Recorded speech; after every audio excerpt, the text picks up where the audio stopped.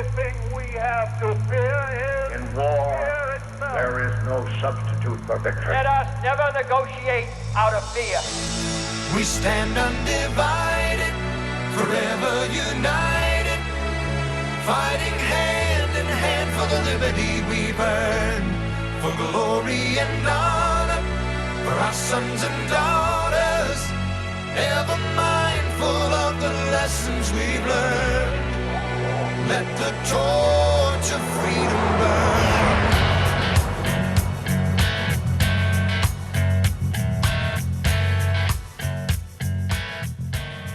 You found your way to the intersection of faith and politics. This is WallBuilders Live with David Barton and Rick Green, and we appreciate you joining us today.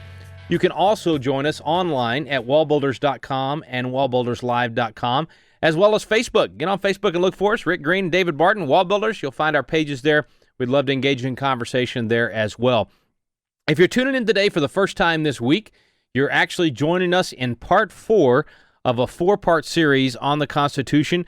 But don't worry, you can enjoy today's program without having heard the first 3. But if you'd like to hear the entire series, then visit us online at wallbuilderslive.com. Click on that archive button in the top right-hand section, and then you'll find yesterday, the day before, and the day before that, the first 3 parts to this 4-part series. Now, before we jump back in where we left off yesterday, just to catch you up on where we are, this program is called Constitution Alive with David Barton and Rick Green. It's about a 12-hour program where we take you to the WallBuilders library. We bring those books off the shelf, these documents from the Founding Fathers. We show them to you. We share them with you, and we show that original intent of the founders with regard to our Constitution. And then in each segment, we take you out to Philadelphia, and in the room where the Constitution was framed, in the very place where the Declaration of Independence was signed, in that room, we actually teach you on the Constitution. We actually walk through every article, every clause, every section, and we share with you the original intent of what the founders intended for that to do in that particular area of the Constitution. So it's a great way to walk through the entire Constitution. Obviously, we can't share that entire 12-hour program in just a couple of radio programs, but we're giving you a little taste of it in a 4-part series this week, which is coming from segment 1 of Constitution Alive. So let's pick up right where we left off yesterday. We've already covered 3 parts of this 4-part series.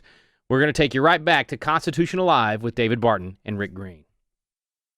I mean, how many times have you tried to get people to study the Constitution, and even if you just give them a pocket Constitution, they never open it?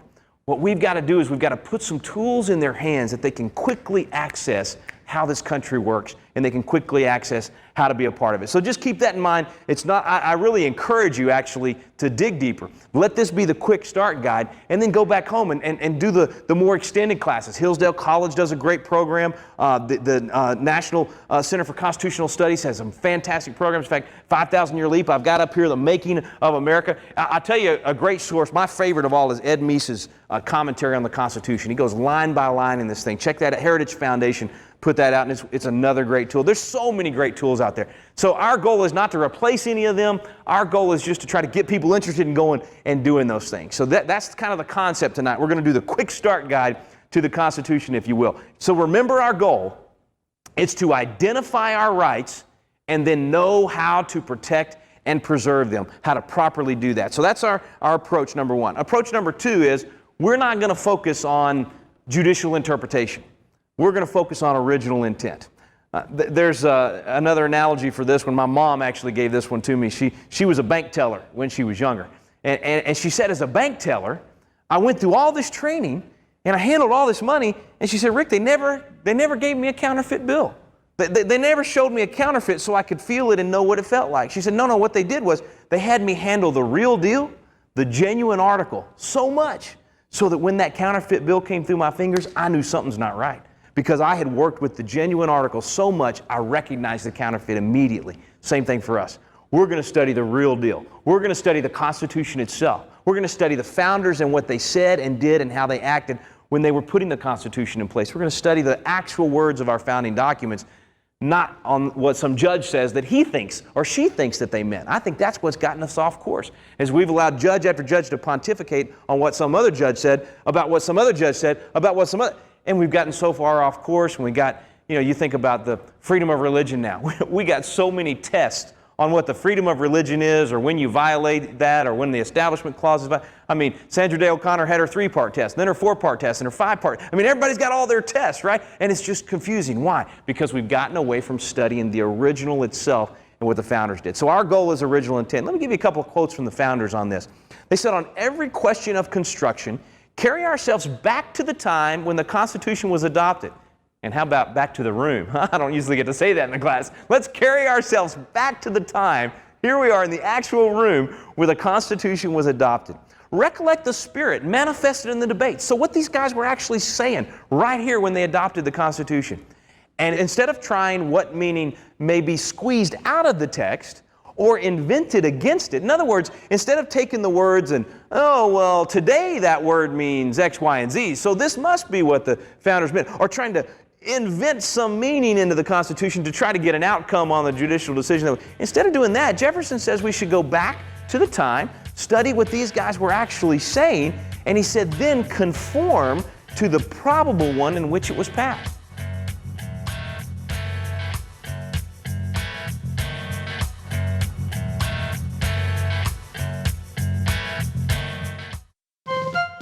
This is David Barton with another moment from America's history. The teachings of God's Word are the best friend civil government has because these teachings deal with the heart. Only by dealing with the heart can crime be prevented, for as Jesus explained in Matthew 5, all crime comes from the heart. Understanding this, Daniel Webster, the great defender of the Constitution, once declared, "The cultivation of the religious sentiment represses licentiousness. It inspires respect for law and order and gives strength to the whole social fabric. Whatever makes men good Christians makes them good citizens. Indeed, it is not the good Christians whom the police arrest for armed robbery, gang activity, or other such crimes." Understanding this, the Founding Fathers encouraged religious instruction, for as Daniel Webster so accurately noted, good Christians make good citizens. For more information on God's hand in American history, contact WallBuilders at 1-800-8-REBUILD. Let the torch of freedom burn.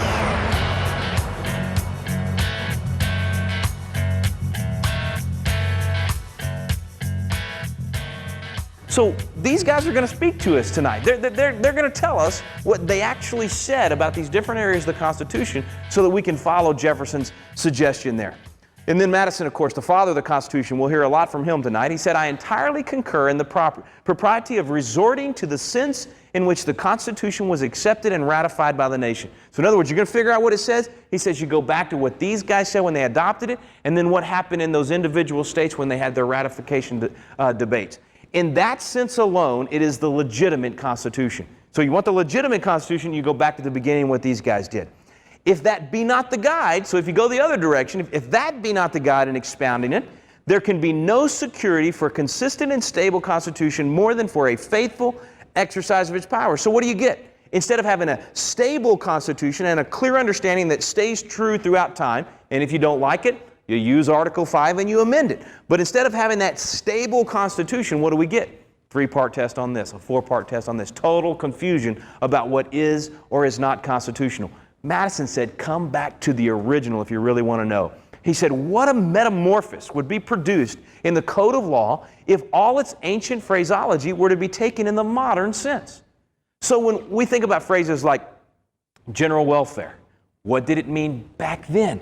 What did it mean in this room? Not what does it mean to us today, not what does it mean when a politician tells us what it means. What did it mean to these guys? We're going to talk about that too. The first in governing, this is James Wilson, by the way. Now this guy, he was in the room both times. He signed both the Declaration and the Constitution. He actually went on to be a Supreme Court justice, one of the first guys George Washington nominated to serve on the Supreme Court. So he's actually an original Supreme Court justice. He said the first in governing maxim in the interpretation of a statute is to discover the meaning of those who made it. Well, who made the Constitution? Guys that were in this room, right? The ones that ratified it back home. Those are the ones we got to, if you will, kind of crack open their heads, get inside their mind, figure out what they were thinking, what was the intent. And the last guy I'll give you on this is Joseph Story, Supreme Court justice that wrote about 94% of the opinions when he's on the court. He's actually called the father of American jurisprudence. He said, the first and fundamental rule in the interpretation of all documents is to construe them according to the sense of the terms of the intentions of the parties. These are the parties, folks. We're here. Welcome to the party. We're here with the parties that actually gave us the documents, and we're going to hear from these guys and find out the original intent, not judicial interpretation. So, number one, it's not exhausted. Number two, we're going to use original intent, not judicial interpretation. Third thing in terms of our approach is we're going to do something that we don't normally get to do with the Constitution. We're going to take it as amended. Those of you that have studied it a lot, you probably had some of those frustrating days like I did. When I first tried to study the Constitution, I opened up my pocket Constitution and I said, first thing I was curious about, I said, I want to know about this Electoral College. I want to know where this school is in the Northeast that all candidates go to. I was hoping for a little laughter there. No laughter. Can we dub in some laughter there, camera guys? Okay. A lot of people really think that. They think the Electoral College is some campus over, out here in the Northeast that all the candidates come to. No, it's the way we elect the president. So I said, I want to figure out how this thing works. I was always confused by it. So open up Article 2. Start reading about the presidency. 3 paragraphs in, guess what? This has been amended by the 12th Amendment. And what's your pocket Constitution do? It just underlines what's been changed, but it doesn't tell you what's been changed. So you got to flip over to the 12th Amendment and try to look at both of them and figure out, okay, what actually changed? What does it mean? And then 3 paragraphs into the 12th Amendment, this has been amended by the 20th Amendment. So I got Article 2 open, I got the 12th Amendment open, I got the 20th open, and I'm having trouble holding on to my pocket Constitution. And guess what? Article 2 is also amended by the 22nd and the 23rd and the 25th Amendments. So I got 5 amendments affecting Article 2, and I'm supposed to... I just went crazy.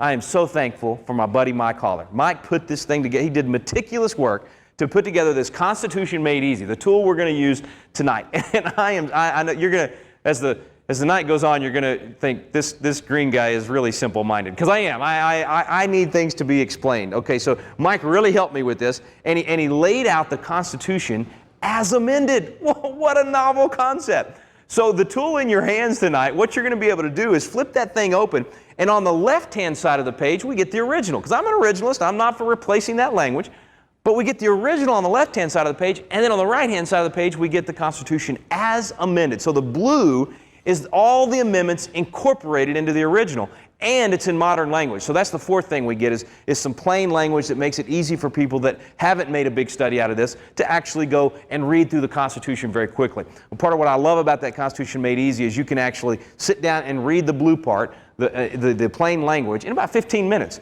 So people that have never been exposed before, you can hand that to them and say, hey, just sit down and read the Constitution. Just read through it real quick, and you'll find some things you never even knew were in there. You're going to be able to clarify some things you may not have been aware of before. So that's our approach. That's how we're going to do this. We got a lot to cover in a short period of time, and you'll find people say that David and I both, we talk about 90 words a minute. We've gusted up to about 350. I'm gonna try not to gust on up to 350 too often in our echo chamber here. I'll do my best to keep the speed down, but we've got a lot of time together, and we're going to cover as much as we possibly can. So that's sort of our introduction to the process and what we're going to do, a little bit about our approach. We're going to talk about the seeds that were planted here, what the concepts were, because I find it interesting that if you just read the documents and you don't really go back to the philosophy that undergirds them, the philosophy that was put in place, you can get off track very quickly. So we'll be back to talk about the seeds of liberty when we return. To secure the blessings of liberty to ourselves and our posterity.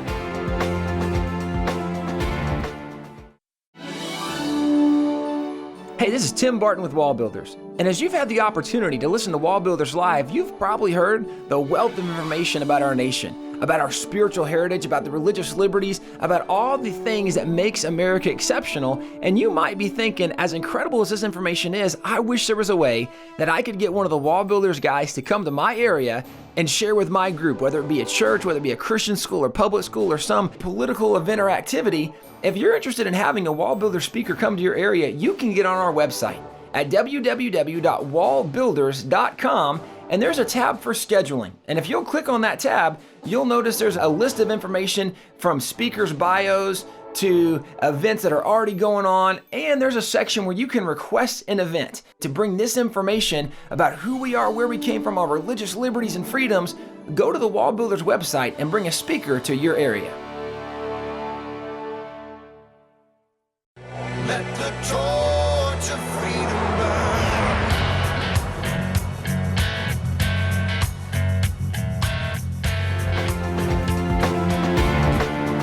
Well, I don't know if you could tell there, David, I was a little excited to be in that cradle of liberty. Such in a that cool very place room. to be. Yeah. And you've recorded cool there place. several times. It's just something cool about being place. where it happened. And it's, you know, I always love looking back at George Washington's chair, and that, you know, was it the rising sun or the setting sun on that chair? And I think, boy, you know, Franklin, that's such a cool story with that. But it's cool to be in that room. I love it. So one of the things we talked about a lot, and we'll talk about a lot more throughout this course, is original intent. Right. Now, you wrote an entire book on this, a best-selling book on original intent, where you took all these documents in this room and really shared with us what was inside the minds of our founding fathers. Why is it so important to get that original intent? Because that's where you get the most effectiveness. It's really hard to use a screwdriver as a shovel because it was not designed for that. So you can work all day long with a screwdriver and dig something out.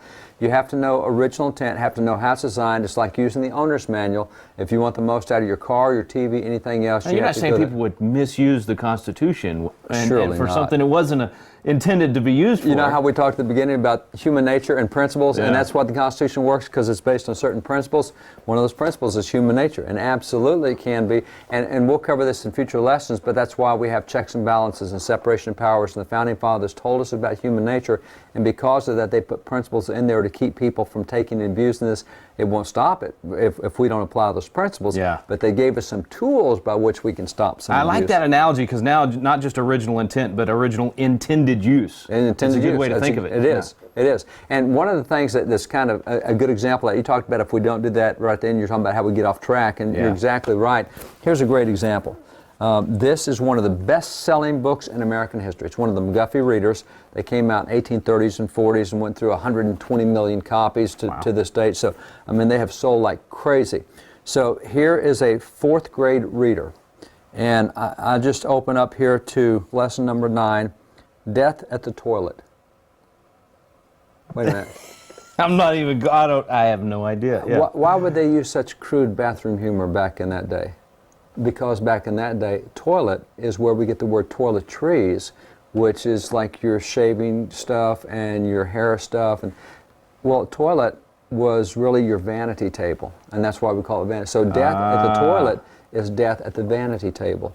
And it deals with a young girl who was really cocky and pride and arrogant about how beautiful she was, and it turned into her demise. Wow. Well, we look at Death at the Toilet and say, I can't believe that you're such crude humor. No, you have to go back to understand what they were trying to do. Now, once we understand that, the principle's the same. The arrogance and the cockiness and the kind of stuff that they talk about with that girl, but it's not death at the toilet, it's death at the vanity table. Her vanity is what destroyed her. So that's the kind of stuff that still works, and it does have an impact. And that's why you want to go back and know original intent. We'll just go back where we started at the beginning with John Jay. These are the 6 things that we want every single citizen to be able to do. When you read and study the Constitution, number 1 is read the Constitution. Doesn't take 20 minutes, it's an easy thing to do. Number 2 is study the Constitution. Once you've read it, you kind of get the overview. Now go back and look at the things in it and start making the list. And that's where we really are getting into the minds of the founders. That's right. We're studying what those words actually mean, not just reading them. And as we go through these next lessons, these other lessons, we're going to be studying what that meant and why they put that there and why that clause is there and what are they trying to do. So is that why all of these books are important? Not just the words of the Constitution, but when you pull a book off the shelf that is one of these guys in this picture that helped give us the document, it gives you a chance to really find out what they were thinking when they did it. And it helps set the tone of the times. If you understand, you know, people accuse the Pilgrims all the time of being so bloodthirsty because they had the death penalty. So they did. They had 15 crimes that had the death penalty. But let's set the tone of the time. When they came to America from Great Britain, the country they left had the death penalty for over 230 crimes. So they've taken it from 230 death penalty crimes down to 15. I don't think they're bloodthirsty. So that puts it in context. Puts it in context. If you just look at it by itself, you could get way off. But if you step back and see the big picture, and that is the thing, you can get fixated on a particular issue, and you see so much of the trees, you miss the forest. Yeah. And that's why you read it to see the forest. Now let's go back and study some of the trees that are in the forest, and that's the second part. Third part is to be able to teach it. Once you see what's in there, teach it, especially the rising generation. But in this culture, with our poor education it's all of us. Teach all of us. Yeah. Teach. I love. There's a Bible verse in Song of Solomon 8:13 that says, "Your friends listen to your voice, so speak." Exactly. There, in this day and time, with what we have with social media, there's nobody who doesn't have a platform. That's a good point. There are people who will listen to you. There are people who will hear what you say on Facebook, do it on Twitter, whatever you got. speak. Might be 5 people, might be 5,000, but all of us have some Whatever folks you we got, can influence. you talk to your friends, Yeah. and that makes a difference. Then what you want to be able to do is know those constitutional rights. Now that you've read and studied and you started teaching them, you now recognize when somebody has crossed the line. Wait a minute, he can't do that. That's not constitutional. And then at that point, you can defend those rights if they're coming after you, or if they're coming after somebody else, you can assert those rights. Yeah. So you stand up, and those are the 6 things that everybody needs to be able to do with the Constitution. So you can't have that perception. You won't know that those rights have been violated if you haven't done these first steps that's first. right. You got to study them and know. See, I mean, you talked in there about how your mom, when they trained her as a bank teller, they didn't show her counterfeit stuff. They just let her handle the real stuff so much that she instantly recognized it.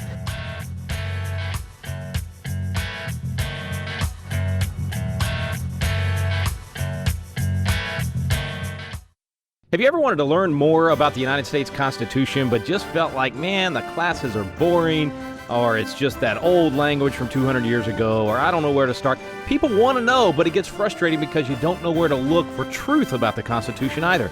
Well, we've got a special program for you available now called Constitution Alive with David Barton and Rick Green, and it's actually a teaching done on the Constitution at Independence Hall in the very room where the Constitution was framed. We take you both to Philadelphia, the cradle of liberty in Independence Hall, and to the WallBuilders Library, where David Barton brings the history to life to teach the original intent of our founding fathers. We call it the Quick Start Guide to the Constitution because in just a few hours through these videos, you will learn the Citizen's Guide to America's Constitution. You'll learn what you need to do to help save our constitutional republic. It's fun, it's entertaining, and it's going to inspire you to do your part to preserve freedom for future generations. It's called Constitution Alive with David Barton and Rick Green. You can find out more information on our website now at wallbuilders.com. Let the torch of freedom burn.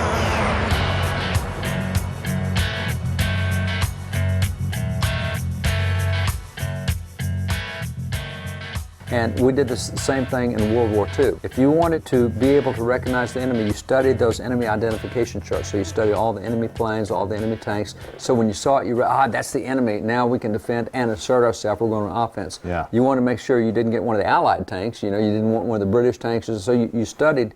And once you studied, you could recognize when there was something wrong. Yeah. And that's what it takes. Well, as we study, you know, sometimes people today, I mean, if we're not doing a good job of this in our schools, then that means we need more tools. We've got to have the tools to be able to study. And by the way, just so nobody gets intimidated over this thing, studying the Constitution and understanding it is not a hard deal. This notion that we get from law school is that only the 9 people in the Supreme Court really know what the Constitution is. These high priests of the law. I have been in several legislatures where I have, and it just tears me up. Legislators say, look, let's just go ahead and pass it, and the Supreme Court will tell us whether it's constitutional or not. Yeah. No. You took an oath to uphold it, and you don't have to be a brainchild to do this. And a great example of that is this little book right here. This is a book, an elementary book back in 1828, and elementary kids studied this I mean, look at so they're teaching the Constitution to elementary kids. You So don't these wait are till you little get to kids. law school. You don't wait till it's postgraduate stuff. And the kind of stuff that they were having these elementary kids study, the questions they asked. 1828. 1828. All right, so we're going all the way back. Though this is Pull only out some of the elementary questions. Okay, so these are now questions. You're an attorney. These are You were a legislator. Now what if I can't answer it? This is going to be bad, which I'm probably not going to be able to. So these are elementary school kids, and they're asking them, can the Congress punish piracy? That is, robbery committed at sea, because we have some of that today. So this is actually a good question for today. You know, you got the Somali Pirates, that whole movie about the Captain That's Phillips. international law. So can we in America do anything to punish other nations under our Constitution? Yeah. How many people? I don't know the answer to that question off the top of my head. So what does the elementary catechism say? Yes. And all other crimes committed there, it can also punish offenses against the laws of nations. So there's another question. In fact, that's the next question. What do you mean by the law of nations? This is great. So this is done in a catechism way where Look, you ask one question, kids. it raises the next question. That's right, and that's elementary kids. And I bet if you sit down in a law school and take third-year law students that are about to take their bar exam and run those questions through, they won't have. So no, it talks about mark and reprisal. Yeah, all of these things. Nobody knows what that is anymore. And that actually is a very current thing that still goes on because it deals with restitution. It's a form of restitution. So there's a lot in there that's applicable. So do not get intimidated saying, you know, I'm not that smart. You don't have to be smart. Founding fathers, remember, these were average guys. They were farmers. They were shipbuilders. They were, you know, one of these guys was he was a shoe shine guy. He made leather shoes and kept shoes. They're common folks, and they did this for the common, average, everyday So if person. they can do it, we can do it today. They can do. And if kids of yesterday in 1820, little kids could do it. So it was intended as an elementary catechism, but we need it for all of us today. Absolutely, right? absolutely. Well, that's the whole idea of Constitution Alive. So when we come back, we're going to actually talk about the seeds of liberty. We're going to dive into some of these materials and talk about what was planted to give us such a successful formula here on Constitution Alive with David Barton and Rick Green.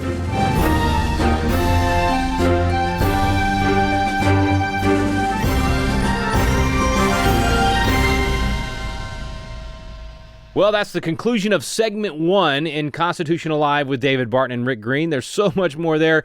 And if you'd like to find out more about that program, it's available on our website right now at WallBuilders.com. It's called Constitution Alive with David Barton and Rick Green. Lots of other wealth of information available there on the website, articles and things you can download. So we hope you'll check out WallBuilders.com today. And also at WallBuildersLive.com, you can get this entire 4-part series that we've done this week. It's segment 1 out of Constitution Alive with David Barton and Rick Green, so it's just about 10% of the entire program, but we wanted to give you as much of it as we could here on the radio and share that with our listeners. So if you missed those first 3 parts and just tuned in today to part 4 of this 4-part series, then visit our website at WallBuildersLive.com, click on the archives, and you can now get all 4 parts to this series that we shared with you this week. We encourage you to email it out to your friends and family, send them those links, and get them educated on the original intent of our Constitution so that together we can save our constitutional republic. You've been listening to WallBuilders Live. We stand undivided.